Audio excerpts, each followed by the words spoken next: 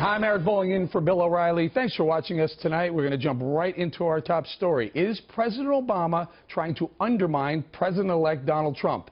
Dozens of Russian diplomats are now packing up to leave the United States after President Obama gave them 72 hours to get out.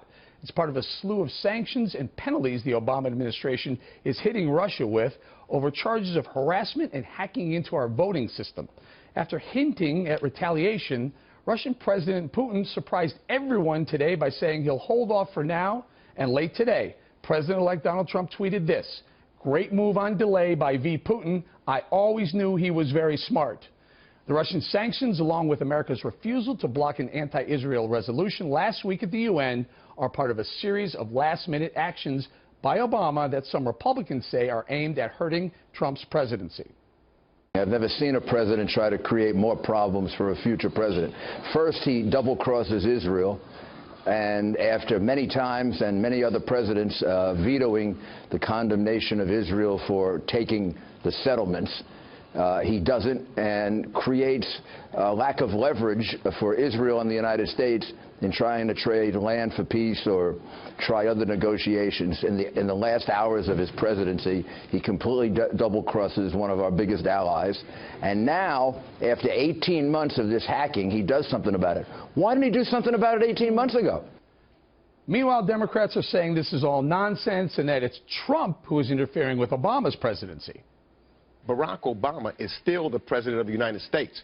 What is unprecedented is a president-elect to get involved in decisions that a sitting president is making. That is unprecedented. Joining us now for reaction in Washington is Simon Rosenberg, a former Clinton campaign advisor, and in Houston, Sarah Isgur-Flores, a Republican strategist. Simon, starting with you, is President Obama using a scorched earth exit strategy from the White House? No, and he's still the president. I think Donald Trump can handle all this. I've been a little surprised at the whining coming from the Trump campaign. I mean, this is minor stuff compared to what he's going to be dealing with as president. He can't get this upset when people don't go, Simon, things don't go his way. I mean, what are we minute into the show? Thicker skin here. I got to grab you and pull you back in here for a second. Yeah. I think Donald Trump, if anything, has been downplaying it. Whereas most of us on the right who are watching this happen, I mean, you talk about Israel, you talk about Russia, you talk about the oil and gas banning all drilling. It seems like he's throwing a lot of stuff at Trump right before he leaves. Well, but he's still the president, and this is part of the pace of governance, right? This is how it all works. And I think, look, the real issue here, right, all this stuff is going to go away in a few weeks. John McCain is going to have hearings next week on the Russian interference in our elections. This is a big issue, and I think what we'll be talking about, Eric, in a few weeks is Trump's refusal to join in people like Paul Ryan, John McCain, Marco Rubio, Lindsey Graham in recognizing how serious this Russian interference in our election has been. This has been very disappointing to me. I don't disagree with you that those people you mentioned, those Republicans you mentioned, are looking for more sanctions on Russia. Sarah, I'll ask you, is President Obama trying to push the divide between the Trump presidency and those who have been kind of anti-Trump leading up to the Trump presidency? Well, I think there's no doubt that Barack Obama wouldn't be taking these actions if Hillary Clinton were about to give her inaugural address. This is about protecting President Obama's legacy. He's deeply concerned now that Donald Trump will come in and do what he promised, which is to undo all of these disastrous regulations, policies, foreign policy in particular. So he's trying to throw dust in the eye of the transition team while they're trying to assemble a government, and now they're going to have this chaos on January 20th to deal with. And by the way, this wasn't a small and minor thing to Israel. This is existential to Israel. So this idea that these are just small, nitpicky things is just untrue. Let's stay in Israel for a second, Simon. 2 days ago on this program, I suggested that this UN resolution that we failed to veto in America was going to offer currency, political currency, to the Palestinians. Today we learned the Palestinians are saying Israel should be sanctioned. Look at the international community. Look at the UN sanctions. Listen, we're not going to resolve this debate on this show in the next few minutes, and reasonable people can disagree on this. And I just want to say, in defense of Barack Obama just signed a military aid agreement that's the largest in the history between the United States and Israel, and he allowed fewer bad UN resolutions to get through than any modern American president. I think some of the opposition... He had one left, Simon. He had one left. He had one left. He had 24 days to go when he let that one go through. Yeah, this is, Sarah, and reasonable people can disagree on this. Sarah, Barack Obama's legacy, friend or foe to Israel?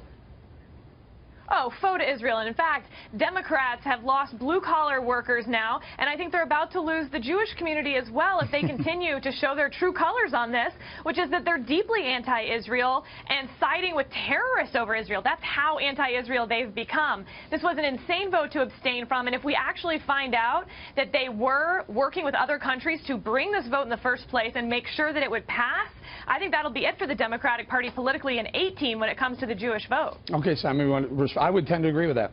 Simon? I definitely don't agree with that. I mean, Barack Obama, there's been, both Bushes allowed far more anti-Israel votes to go through the UN than Barack Obama's done. You know, we've got to make our case, though. I mean, to the point is that we've got to make our case as Democrats about our position in the Middle East. I have no doubt that the Jews are going to stay with the Democrats. Why is that, Explain that to me. Help me out here. If Jews are pro-Israel and Netanyahu in Israel says, what the heck are you doing, President Obama and Democrats in America? Why is the Jewish vote still so Democrat in America? The bond between Israel and the Democratic Party. Bibi Netanyahu. Go ahead, Simon. No, the bond between Israel and the Democratic Party is very strong. The bond between the Democrats and Bibi Netanyahu isn't.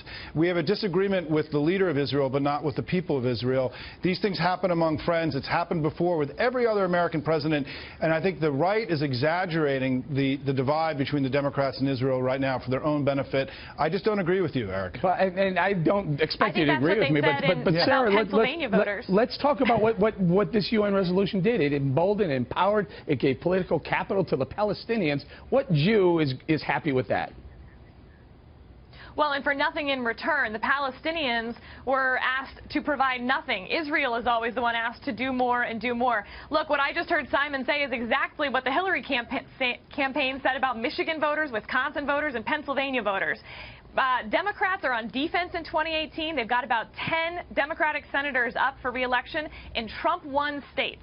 So they can keep assuming that they're going to hold on to these voters, but boy, they keep losing them right and left. All right, quick thoughts, Simon, before we go. Last one. Yeah, listen, we got more votes in this election than the Republicans did. Don't count the Democratic Party out in 2018. And I look forward to coming back with both of you and discussing this many times. There's still a heartbeat? Still a heartbeat. Clear? We ain't dead yet. Clear? We ain't dead Not yet, yet? Eric. Okay, good enough. Simon, Sarah, thank you very much.